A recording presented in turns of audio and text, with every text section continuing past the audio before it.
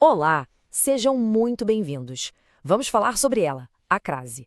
Só de ouvir o nome, eu sei, muita gente já fica com o pé atrás. Parece um dos tópicos mais complicados do português, mas olha, a ideia hoje é mostrar que não é bem assim. Com a lógica certa, a gente consegue dominar a crase. Então, vamos juntos desvendar esse mistério.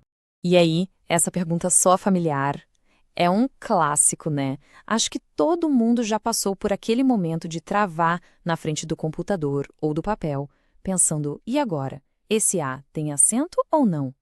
É uma dúvida super normal. E o nosso objetivo aqui é justamente transformar essa incerteza em confiança.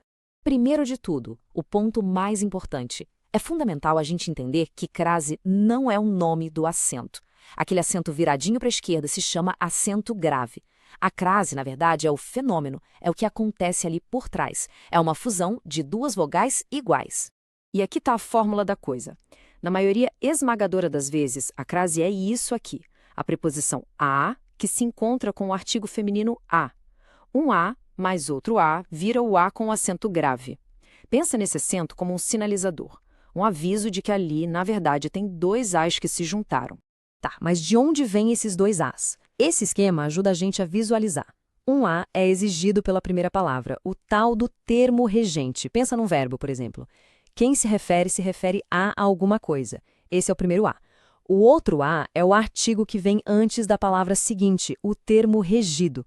Quando eles se encontram, bum, a fusão acontece e a crase aparece. Certo, a teoria está entendida, agora vamos para o que interessa, a prática. Existe um truque, gente, que é simplesmente fantástico. Ele resolve a maior parte das dúvidas e funciona como uma verdadeira arma secreta. E o truque é esse aqui. É um teste super simples. Pega a palavra feminina que está te deixando na dúvida e troca por uma masculina parecida.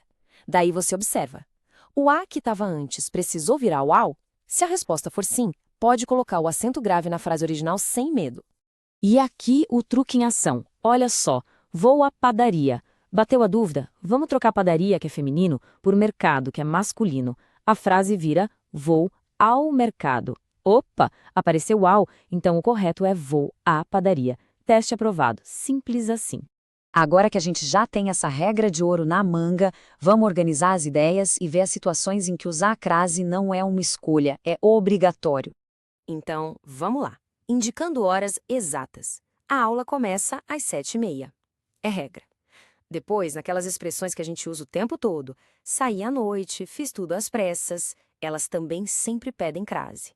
Temos também o caso dos pronomes aquele, aquela, aquilo. Se o verbo antes pedir a preposição a, acontece a fusão. Refiro-me àquele assunto. E, por fim, uma regrinha específica.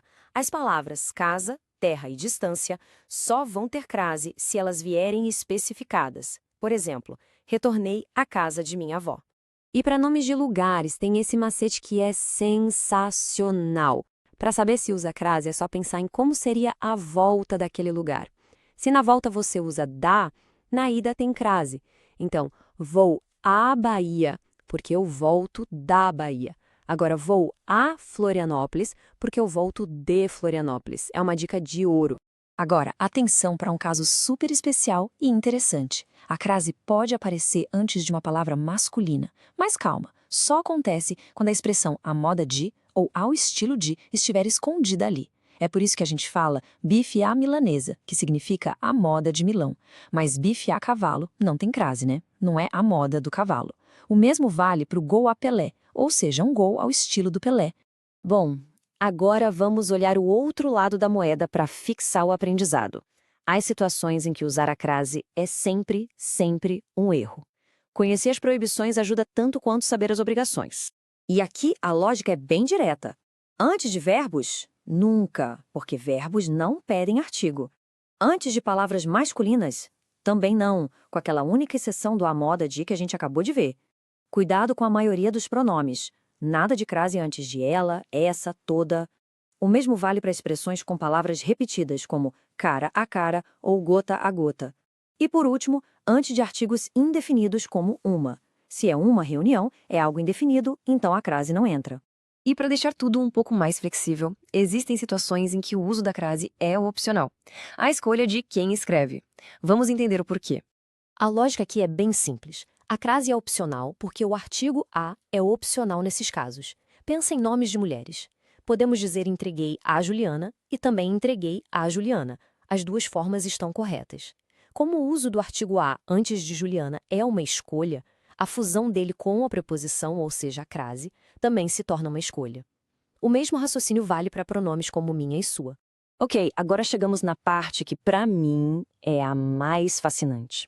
Entender a crase vai muito além da gramática. Não é só uma regra, é uma ferramenta poderosíssima para dar clareza e precisão ao que a gente fala e escreve. Olha só que exemplo impressionante. Bateu a porta, sem crase. Isso quer dizer que alguém fechou a porta com força, com violência. Agora, bateu a porta, com crase. A pessoa estava do lado de fora, batendo para que alguém abrisse. A ação muda completamente.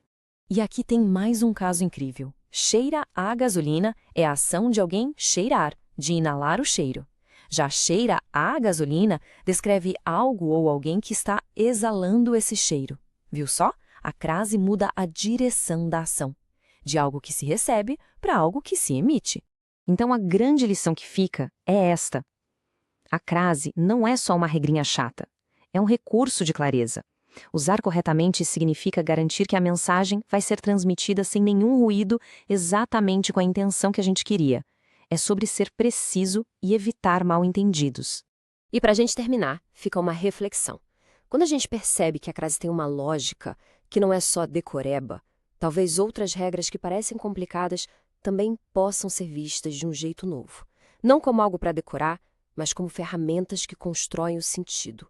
O que mais na nossa língua funciona assim? Fica aí a pergunta para a gente pensar.